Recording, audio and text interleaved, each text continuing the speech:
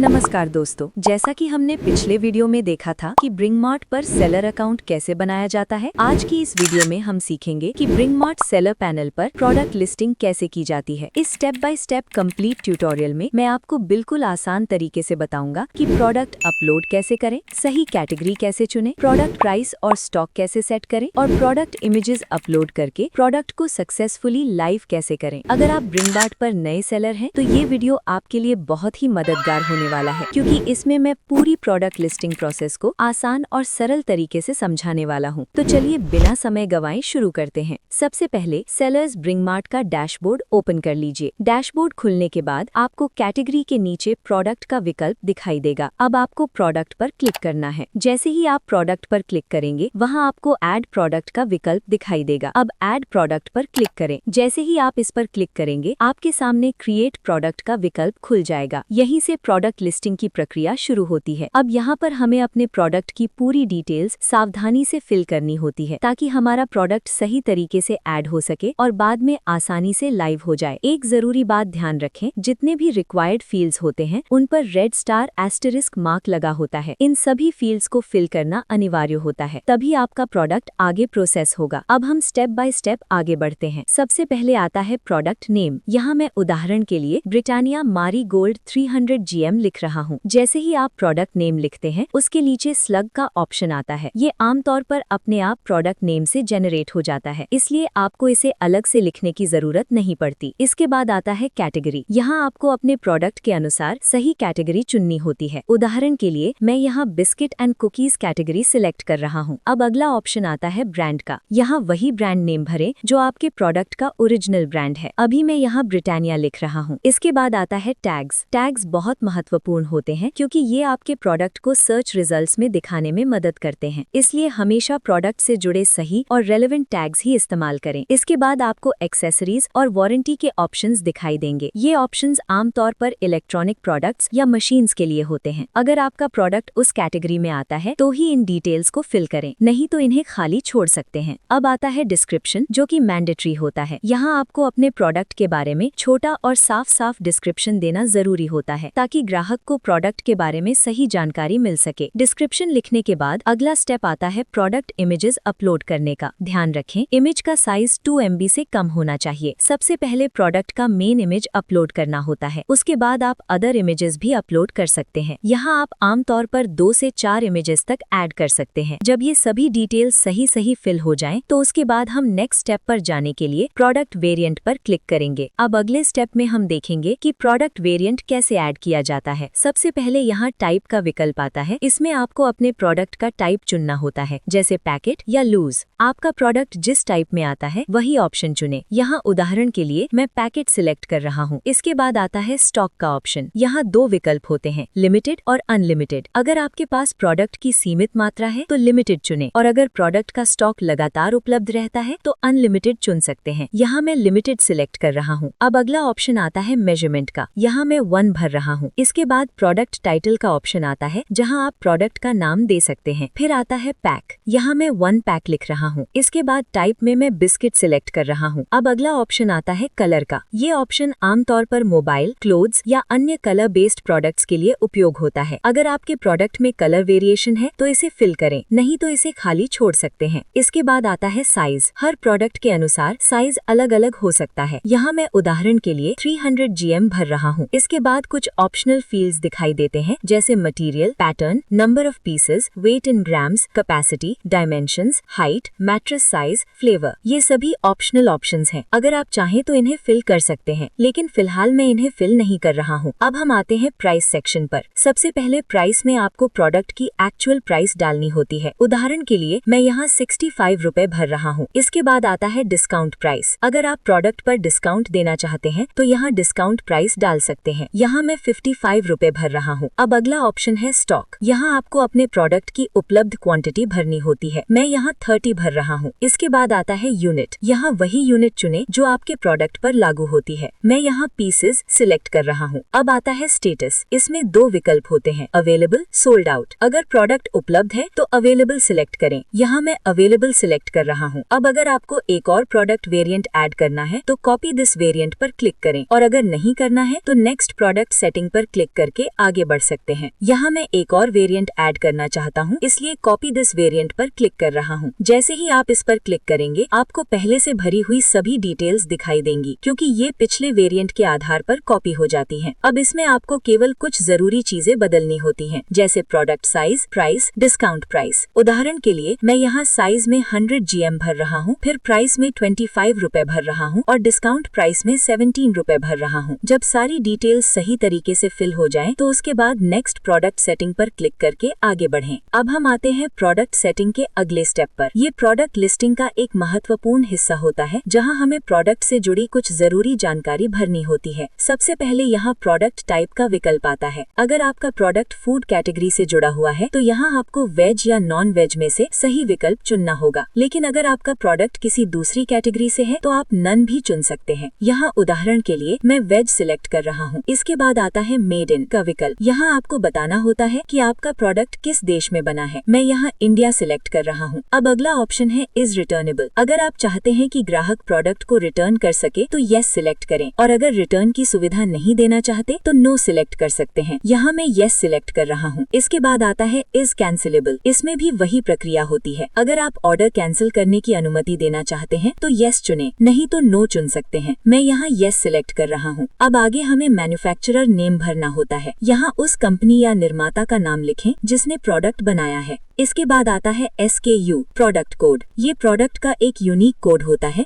जिससे प्रोडक्ट को पहचानने और मैनेज करने में आसानी होती है। फिर आता है HSN कोड। ये एक टैक्स क्लासिफिकेशन कोड होता है जो GST से जुड़ा होता है। इसके बाद हमें FSSAI लाइसेंस नंबर भरना होता है। ये खासकर फूड प्रोडक्ट्स के लिए जरूरी होता है, ताकि ये सुनिश्चित हो सके कि प्रोडक्ट फूड सेफ्टी स्टैंडर्ड्स के अनुसार है। अब अगला ऑप्शन आता है शेल्फ लाइफ। यहाँ आपको प्रोडक्ट की एक्सपायरी या वैलिडिटी पीरियड भरनी होती है। इन सभी जानकारी को भरने के बाद अगला ऑप्शन आता है COD अलाउड का। इसमें 2 विकल्प होते हैं, येस और नो। अगर आप कैश ऑन डिलीवरी की सुविधा देना चाहते हैं तो येस सिलेक्ट करें। मैं यहाँ येस सिलेक्ट कर रहा हूँ। इसके बाद आता है टोटल अलाउड क्वांटिटी। यहाँ आप तय करते हैं कि एक ग्राहक एक बार में अधिकतम कितने प्रोडक्ट खरीद सकता है। मैं यहाँ उदाहरण के लिए 10 भर रहा हूँ। अब अगला ऑप्शन है डिलीवरी चार्ज। यहाँ आप तय कर सकते हैं कि डिलीवरी चार्ज कौन देगा। यहाँ मैं पे बाय योरसेल्फ सिलेक्ट कर रहा हूँ। जब आप ये सभी डिटेल्स सही तरीके से फिल कर लेते हैं तो अंत में कंप्लीट एंड सेव प्रोडक्ट पर क्लिक करें। जैसे ही आप इस पर क्लिक करेंगे